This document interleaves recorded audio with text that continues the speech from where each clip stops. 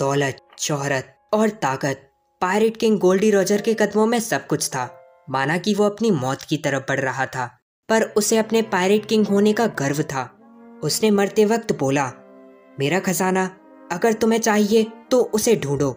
और इन्हीं शब्दों के साथ उसे एग्जीक्यूट कर दिया गया। और इस सब के बाद सब लोग वन पीस की तलाश में लग गए और इसी तरह शुरुआत हुई उस महान पायरेट इरा की।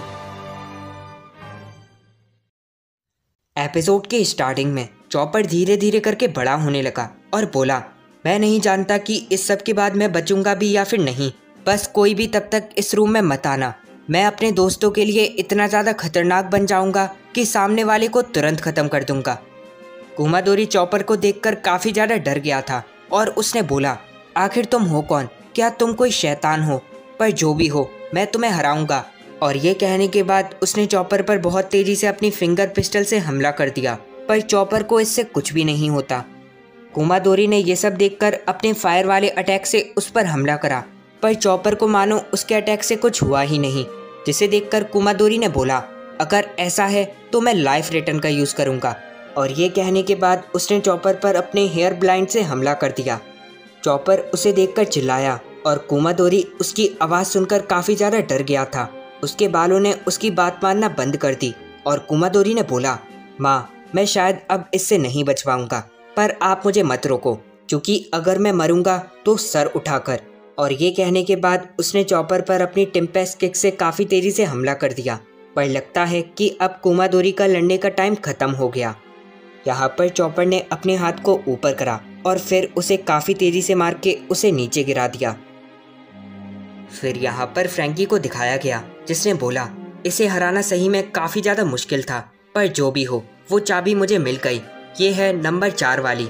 वैसे अगर नंबर 4 वाली चाबी इसके पास थी और कुमादोरी के पास नंबर 3 वाली थी, बची वो लड़की, मतलब कि 2 नंबर वाली चाबी पक्का उसी के पास होगी। फिर यहाँ पर खलीफा को दिखाया गया, जो कि नहा रही थी और यहाँ पर नामी जस्ट उसके सामने पड़ी हुई थी। पर आखिर उसे ऐसा हुआ क्या? जिसे देखकर खलीफा ने बोला, मुझे लगा कि तुम ताकतवर होगी। नामी ने बोला, मैं नहीं जानती तुमने मेरे साथ क्या कर दिया, पर जो भी हो मैं तुम्हें हरा दूंगी। जिसे सुनकर खलीफा खड़ी हो गई और उसने बोला, अगर तुम मेरी ताकत पता कर पाई तो शायद तुम मुझे हरा दो। और नामी ने यह सब सुनकर बोला, हाँ, उसने सही बोला, उसके पास आखिर किस चीज़ की ताकत होगी? ओह हाँ, लगता है कि अब मेरे पास मेरी ताकत फिर से आ गई। अब मैं तुम्हें दिखाऊंगी अपने हथियार की असली ताकत। अगर तुम्हें लगा कि मैं बस एक सुंदर और क्यूट लड़की हूँ तो तुम गलत हो। और ये कहने के बाद नामी ने उस पर अपने थंडर चार्ज से काफ़ी तेज़ी से हमला कर दिया, पर 6 पावर के शेव की वजह से खलीफा उसके अटैक से आराम से बच निकली। जिसे देखकर नामी ने एक स्माइल करी और बोला, अपने ऊपर देखो। और यहाँ पर खलीफा ये सब देखकर काफ़ी ज़्यादा चौंक गई थी और उसने बोला, क्या बादल? नामी ने बोला, अब तुम कुछ भी नहीं कर सकती। और ये कहने के बाद उसने अपने थंडर बोल्ट टेम्पो से खलीफा के ऊपर काफ़ी तेज़ी से हमला कर दिया। वो हमला वैसे तो काफ़ी ज़्यादा खतरनाक होगा, पर ये क्या, खलीफा अपना डेविल फ्रूट पावर को इस्तेमाल करके उसके अटैक से आराम से बच गई। और उसने बोला, वैसे तुम्हारा अटैक तो काफ़ी ज़्यादा अच्छा था, पर तुम ऐसे करके मुझे नहीं हरा सकती। मैंने बोला था ना, अगर तुम्हें नहीं पता कि मेरी असली ताकत आखिर है क्या, तो मुझे हराने का ख्वाब छोड़ दो।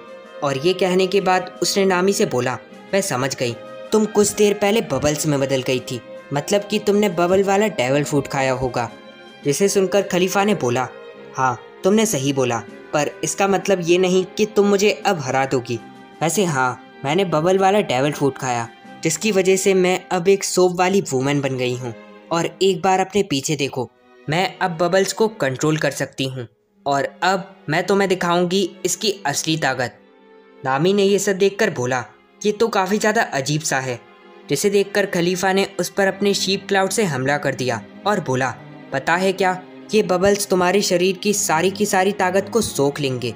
जब तुम आई थी तब वहाँ पर पहले से कुछ बबल्स थे, इसलिए तुम तब काफ़ी ज़्यादा कमज़ोर हो गई। और ये कहने के बाद उसने नामी को एक लात मार के उसे पीछे गिरा दिया और बोला, सुनो, ये मत भूल जाना कि डेविल फ्रूट के अलावा भी मेरे पास 6 पावर की ताकत है। नामी ने ये सब देखकर उस पर अपने थंडर बोल्ट टेम्पो से हमला कर दिया, पर शेव होने की वजह से वो उसके अटैक से आराम से बच गई। और अचानक से नामी के पीछे आकर बोली, अब तुम्हें पता चलेगा इस डेविल फ्रूट की असली ताकत के बारे में। और ये कहने के बाद उसने नामी के पैरों पर अपना हमला कर दिया और उसके पैर अब बिल्कुल वैसे बन गए जैसे शांजी के थे। खलीफा ने बताया, सुनो, मैं इस ताकत से ऐसे ही तुम्हारे पूरे शरीर को चमका दूंगी, बिल्कुल तुम्हारे उस दोस्त की जैसे। फिर यहाँ पर चॉपर को दिखाया गया जो कि काफ़ी ज़्यादा गुस्से में था और फिर उसने अपना हाथ ऊपर करा और फिर पूरी ताकत से कुमादोरी को मारने लगा। फिर यहाँ पर फ्रैंकी को दिखाया गया जो कि धीरे धीरे करके ऊपर चॉपर के पास जा रहा था और बोला, पता नहीं वो चॉपर कहाँ पर होगा। और तभी उसे ऊपर से एक आवाज़ आई और फिर वो एकदम से ऊपर की तरफ आ गया। फ्रैंकी सामने देखकर काफ़ी ज़्यादा चौंक गया था और वो बिल्कुल किसी शैतान जैसा लग रहा था। और फिर उसने कुमादोरी को पकड़ा और वहाँ से काफ़ी ज़्यादा दूर फेंक दिया।